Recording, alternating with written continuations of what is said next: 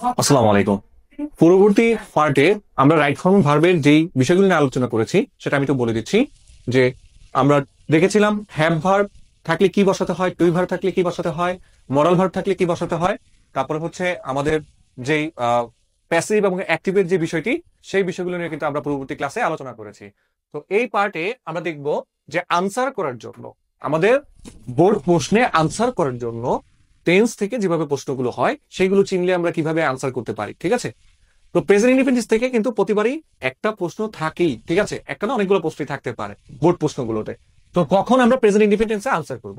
যখন দেখবা যে একটা ঘটনা হচ্ছে, যখন দেখবা যে তোমার চিরন্তন সত্য বোঝাচ্ছে, চিরন্তন কোন সত্য বাক্যের ক্ষেত্রে আমরা প্রেজেন্ট ইনডিফিনিট ইউজ করবো, অথবা বৈজ্ঞানিক সত্য করতে পারি। ঠিক আছে, এরপর যদি সাধারণ ঘটনা বোঝায় তাহলে হচ্ছে আমরা তোমার প্রেজেন্ট ইনডিফিনিট আনসার করব।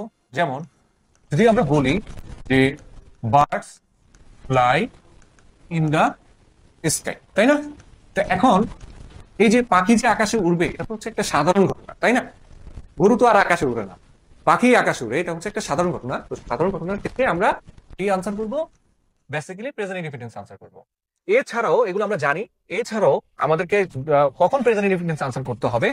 যখন দেখবা যে এভরি এর সাথে কোনো টাইম আছে, every time, every month, every day, every year, এই শব্দগুলো যখন থাকবে তখন তুমি তোমার প্যাসেজ থেকে, অর্থাৎ তোমার যে বোর্ড কোশ্চেনটি আসছে সেখানে মানে আইডেন্টিফাই করার চেষ্টা করবা যে এভরি মান্থ, এভরি ডে, মানে অর্থাৎ এভরি এর সাথে কোনো শব্দ আছে কিনা, টাইম শব্দ আছে কিনা। ঠিক আছে, এরপর আমরা চাইলে নিয়ার ফিউচার যেগুলো টুমোরো, ঠিক আছে, নেক্সট উইক, এই শব্দগুলো থাকলেও আমরা প্রেজেন্ট ইনডিফিনিটে আনসার করতে পারি। যদি না করো তাহলে সমস্যা নেই, তুমি ফিউচার ইনডিফিনিটে আনসার করতে পারো। ঠিক আছে, আর প্রেজেন্ট ইনডিফিনিটে আনসার করার ক্ষেত্রে আরেকটা জিনিস মনে রাখতে হবে।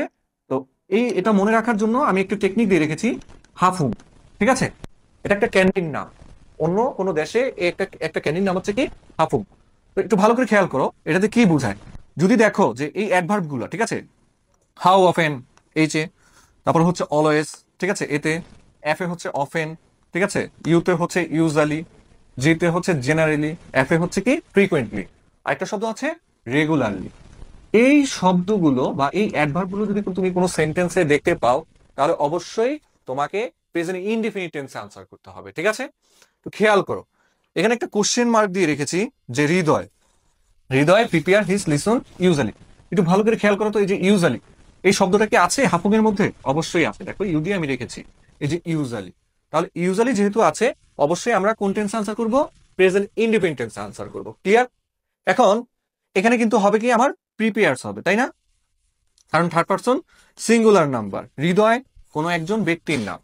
যখন প্রেজেন্ট ইন্ডিপেন্ডেন্ট টেন্সে দেখবা তোমার সাবজেক্টটি, আবার বলছি, যখন প্রেজেন্ট ইন্ডিপেন্ডেন্ট টেন্সে দেখবা তোমার সাবজেক্টটি আছে থার্ড পারসন এবং সেটা সিঙ্গুলার নাম্বার হতে হবে, থার্ড পারসন সিঙ্গুলার নাম্বার। ঠিক আছে, তখন তুমি ভার্বের সাথে কি করবা? এস যুক্ত করবা। এখন থার্ড পারসন সিঙ্গুলার নাম্বার কি, যারা একদমই বুঝো না, ভালো করে একটু শিখে রাখো। যেমন হি, সি, এগুলো হচ্ছে থার্ড পারসন সিঙ্গুলার নাম্বার।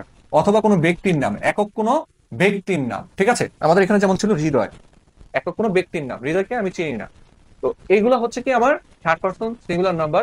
এছাড়াও যদি একক কোনো বস্তু থাকে, কি বলেছি, একক কোনো বস্তুর নাম থাকে, একটা হইতে হবে, তখন সেখানে আমরা ভার্বের সাথে কি করবো? প্রেজেন্ট ইনডিফিনিট টেন্সে এস অথবা ইএস বসিয়ে, ক্লিয়ার, বসিয়ে আনসার করবো। এই হচ্ছে আমার প্রেজেন্ট ইনডিফিনিট টেন্স দ্বারা যদি কোনো প্রশ্ন আসে এইভাবে আসতে পারে। আর প্রেজেন্ট ইনডিফিনিট টেন্সটাকে কিভাবে আইডেন্টিফাই করবো, এটার একটা স্ক্রিনশট রেখে দাও। ঠিক আছে, পরবর্তী স্লাইডে চলে যাই। তো প্রেজেন্ট কন্টিনিউয়াস টেন্স থেকেও কিন্তু আমাদের কিছু প্রশ্ন এসে থাকে, তো সেটা আমরা ধরতে পারি না। তো ধরার জন্য তুমি এখানে একটা স্ক্রিনশট রাখবা। দেখো এই শব্দগুলো দেখলে, যখন দেখবা নিয়ার ফিউচার, আমরা কিন্তু নিয়ার ফিউচার পূর্ববর্তী স্লাইডেও বলেছি, তাই না? তো নিয়ার ফিউচার হচ্ছে কি, যে নেক্সট মান্থ, হ্যাঁ, খুব একটা কাছাকাছি একটা সময়কে বোঝায়। ঠিক আছে, কাছাকাছি একটা ভবিষ্যৎকে বোঝায়, নেক্সট উইক। ঠিক আছে, এই শব্দগুলো থাকলে আমরা ফিউচার কন্টিনিউয়াস টেন্সে আনসার করতে পারি। ফিউচার কন্টিনিউয়াস টেন্স কি আমরা সেটা সবাই জানি, যদি না জানো যারা একদম, ঠিক আছে, তারা একটু লিখে রাখতে পারো। অ্যামিজার প্লাস ভার্বের সাথে কি যুক্ত করবা? আইএনজি যুক্ত করবা। আর এই প্রেজেন্ট কন্টিনিউয়াস টেন্স দ্বারা কি বোঝায়? বর্তমানে চলমান কোন একটা ঘটনাকে নির্দেশ করবে। ক্লিয়ার? এছাড়াও যদি এই শব্দগুলো দেখতে পাও, ঠিক আছে, নাও, today, at present, at this moment, day by day, একটা স্ক্রিনশট রাখো। এই শব্দগুলো যখন নাকি তুমি দেখতে পাবা কোনো সেন্টেন্সে আছে বা তোমার বোর্ড কোশ্চেনে আছে, তখন তুমি প্রেজেন্ট কন্টিনিউয়াস টেন্সে আনসার করবা। উদাহরণের মাধ্যমে যদি দেখাই, দেখো একটু ভালো করে, এই যে দিস ইয়ার, এটা একটা নিকটতম অতীত বা বর্তমানকে বোঝাচ্ছে, ঠিক আছে? তুমি দিসের সাথে যদি কোনো সময় দেখো, দিস প্লাস টাইম ক্ষেত্র বিশেষে, তখন হচ্ছে কি তুমি সেটা প্রেজেন্ট কন্টিনিউয়াস টেন্সে আনসার করতে পারবা। যেমন this week, this year, this month, এই শব্দগুলো দিয়েও যদি দেখো, তাহলে সেটা তুমি কোন টেন্সে আনসার করবা? প্রেজেন্ট কন্টিনিউয়াস টেন্সে আনসার করবা। তো this year Nokia company isn't working, একটু দেখো তো, এই যে ইজ আছে অর্থাৎ টু বি ভার্ব আছে এবং তুমি ভার্বের সাথে আইএনজি যুক্ত করেছো, ঠিক আছে? তাহলে এটা কিন্তু আবার প্রেজেন্ট কন্টিনিউয়াস টেন্সে যাচ্ছে। শি ইজ ডুইং সামথিং নাও, দেখো এই যে নাও শব্দটা আছে, তাই না? তো আমরা কি বলেছিলাম, কিছু আমরা অ্যাডভার্ব দিয়ে রেখেছি, এই অ্যাডভার্ব গুলো থাকলে সেটা কিসে চলে যাবে? প্রেজেন্ট কন্টিনিউয়াস টেন্সে আনসার করতে হবে। ক্লিয়ার? এটার একটা স্ক্রিনশট রাখো। ক্লিয়ার? এরপরে আবার যেখান থেকে আরো কিছু প্রশ্ন হয়, এটা এটা খুব গুরুত্বপূর্ণ, ঠিক আছে? এখান থেকে ভার্সিটি অ্যাডমিশন টেস্টেও প্রশ্ন আসে, কলেজেও প্রশ্ন আসে, আর হচ্ছে তোমার 9-10 যারা আছো তাদেরও হচ্ছে রাইট ফ্রম ভার্ব থেকে যে বোর্ড কোশ্চেনটি আছে সেখান থেকে কিন্তু প্রশ্ন হয়। তো প্রেজেন্ট পারফেক্ট টেন্সের কখন আমরা আনসার করবো একটু খেয়াল করো। যখন দেখবা একটা কাজের পুনরাবৃত্তি ঘটছে বা একটা কাজ বারবার করা হচ্ছে, যেমন এই এই মুভিটা আমি 3 বার দেখলাম, এই কাজটা আমি 5 বার করলাম, ঠিক আছে? এই যে 5 বার 3 বার একটা কাজ এইভাবে যখন নাকি হচ্ছে 2 বার 3 বার ঘটে, তখন কিন্তু সেটা আমরা প্রেজেন্ট পারফেক্ট টেন্সে আনসার করব। তো সেক্ষেত্রে তোমার কিছু শব্দ থাকতে পারে, যেমন টোয়াইস, ঠিক আছে, 2 বার, থ্রাইস 3 বার, তাই না? এই শব্দগুলো কিন্তু থাকতে পারে, থাকলে তোমাকে অবশ্যই আইডেন্টিফাই করতে হবে, ঠিক আছে? এছাড়াও কাজের পুনরাবৃত্তি ছাড়াও কিছু অ্যাডভার্ব আছে যেটা তোমরা জানো, just, just now, already, yet, এবার, লিটলি, রিসেন্টলি, এই শব্দগুলো থাকলে আমরা কি করব? প্রেজেন্ট পারফেক্ট টেন্স আনসার করব। তো সেটার জন্য একটা টেকনিক দিয়ে রেখেছি, জেইলার। অবশ্যই তোমরা এই জেইলার মুভিটা দেখেছো, রজনীকান্তের, তাই না? এটা দিয়ে একটু মনে রাখতে পারো। যেমন আরে হচ্ছে কি রিসেন্টলি, ইতে হচ্ছে এভার, এল হচ্ছে লিটলি, তারপরে হচ্ছে ইয়েট, অলরেডি, ঠিক আছে, জাস্ট, জাস্ট নাও। ক্লিয়ার? এগুলো মুখস্থ রাখার জন্য এই টেকনিকটা অবশ্যই তুমি মনে রাখবা। ইনশাল্লাহ তুমি বোর্ড প্রশ্নে বা অ্যাডমিশন টেস্টে আইডেন্টিফাই করতে পারবা যে এটা প্রেজেন্ট পারফেক্ট টেন্স হবে না প্রেজেন্ট কন্টিনিউয়াস টেন্স হবে, তাই না? তো খেয়াল করো, আমরা যদি উদাহরণের মাধ্যমে বিষয়টা দেখানোর চেষ্টা করি, I dash C this movie twice, এই দেখো টুয়াইস আছে, আমি মুভি দেখার কাজটা কয়বার করেছি? 2 বার করেছি। আমরা বলেছিলাম কি, যখন একটা কাজ 2 বার করা হয়, 3 বার করা হয়, 5 বার করা হয়, সেক্ষেত্রে আমরা প্রেজেন্ট পারফেক্ট টেন্স আনসার করবো। তাহলে এটা কি হবে? আই হ্যাভ সিন, ঠিক আছে? কেন হ্যাভ সিন হলো? কারণ হচ্ছে প্রেজেন্ট পারফেক্ট টেন্সের রুলস কি, হ্যাভ অথবা হ্যাজ এর পর কি বসবে? ভার্বের 3। আমি লিখে দিলাম, হ্যাভ অথবা হ্যাজ এর পর কি বসবে? ভার্বের 3। I have seen this movie twice, আমি মুভিটা 2 বার দেখেছি। এরপর দেখো রিসেন্টলি শব্দটা দেওয়াই আছে, আওয়ার আপা কি হবে? Has gone. ক্লিয়ার? আচ্ছা, রিসেন্টলি থাকার কারণে আমাদের এখানে কি বসছে? প্রেজেন্ট পারফেক্ট টেন্স হয়েছে। ক্লিয়ার? তোমরা আনসার করো এটা কিভাবে হবে, আওয়ার আপা, ঠিক আছে? আচ্ছা, এরপর দেখো এখানে কি আছে? জাস্ট নাও, তাই না? তো জাস্ট নাও থাকলে এই যে আমাদের জেইলার মুভিতে চলে এসেছে, টেকনিকে চলে এসেছে। তো এই যে জাস্ট নাও থাকার কারণে এখন আমরা কি করব? প্রেজেন্ট পারফেক্ট টেন্স আনসার করব, I have read this paper. Clear? তো এই হচ্ছে আমার প্রেজেন্ট পারফেক্ট টেন্স থেকে যদি প্রশ্ন আসে, একটু স্ক্রিনশট দিয়ে রাখো, তাতে তোমার হচ্ছে বোর্ড প্রশ্নগুলো আনসার করা খুব সহজ হয়ে যাবে, ঠিক আছে? এরপরে যদি আমরা এই স্লাইডে তোমাকে পাস্ট ইনডিফিনিট এবং পাস্ট কন্টিনিউয়াস থেকে যে প্রশ্নগুলো হয় সেই প্রশ্নগুলো দেখানোর চেষ্টা করি, তাহলে কিভাবে করব যদি আসে, ঠিক আছে? আসে অবশ্যই। বেসিক্যালি 9-10 দেখবা যে হচ্ছে তোমার বোর্ড প্রশ্নে পূর্ববর্তী একটা ঘটনা দেয়া থাকে, ঠিক আছে? তো পূর্ববর্তী কোনো ঘটনা দেয়া থাকলে বা পূর্ববর্তী কোনো পাস্ট মেকার দেয়া থাকলে, সেক্ষেত্রে আমরা পাস্ট ইনডিফিনিট, পাস্ট কন্টিনিউয়াস এইগুলোতে আনসার করবো, পাস্ট টেন্স আনসার করবো এক কথায়। যখন দেখবা যে পাস্ট ইনডিফিনিট টেন্স আমরা কিভাবে আনসার করবো, দেখো এস্টারডে, এগো, বিফোর, এই শব্দগুলো যখন থাকে তখন সেটা হয় পাস্ট ইনডিফিনিট টেন্সে। আর লাস্ট টাইম অর্থাৎ লাস্টের সাথে যদি যখন দেখবা যে কোনো সময় আছে, যেমন লাস্ট মান্থ, লাস্ট ইয়ার, এই শব্দগুলো থাকলেও আমরা পাস্ট ইনডিফিনিট টেন্স আনসার করবো। ক্লিয়ার? আমরা পাস্ট ইনডিফিনিট টেন্সের বিষয়টা ক্লিয়ার করছি। তুমি এগুলো একটু স্ক্রিনশট দিয়ে রাখো, এগুলো থাকলে আমরা ভার্বের টু ফর্মটা বসাবো, ঠিক আছে, যখন ভার্ব চাইবে। এরপরে যদি আমরা এই একটা বিষয় খেয়াল করি, এখান থেকে বেসিক্যালি বেশি প্রশ্ন হয়, হ্যাঁ, past indefinite, past continuous tense একসাথে আসে।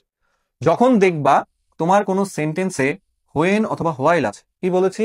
হোয়েন অথবা হোয়াইল আছে, তো এই হোয়েন এর আগে যখন দেখবা পাস্ট ইনডিফিনিট টেন্স বসছে, এইখানে বসাবা তুমি পাস্ট কন্টিনিউয়াস টেন্স। আবার হোয়েন এর আগে বা হোয়াইল এর আগে প্রেজেন্ট ইনডিফিনিট টেন্স থাকলে প্রেজেন্ট কন্টিনিউয়াস টেন্সও কিন্তু বসে। এখন শোনো, এই যে হোয়েন অথবা হোয়াইলের আগে আমরা কি বললাম যে পাস্ট ইনডিফিনিট থাকলে পাস্ট কন্টিনিউয়াস, এটা আগে পরে ঘটতে পারে। এবং এই জিনিসটা দ্বারা দুইটা কাজের বিবরণকে প্রকাশ করা হবে। কয়টা কাজের বিবরণ? দুটি কাজের বিবরণকে প্রকাশ করবে, অর্থাৎ দুটি ঘটনাকে প্রকাশ করবে। ক্লিয়ার? যেমন আমি একটা উদাহরণ যদি দেই, এরকম এখানে দিলাম হোয়েন তানিয়া কেম হোম, যখন তানিয়া বাড়ি এসেছিল। ঠিক আছে, এই হচ্ছে দেখো একটা ঘটনা। ধরো মাসুম ওয়াজ ইটিং, মাসুম তখন কি করেছিল?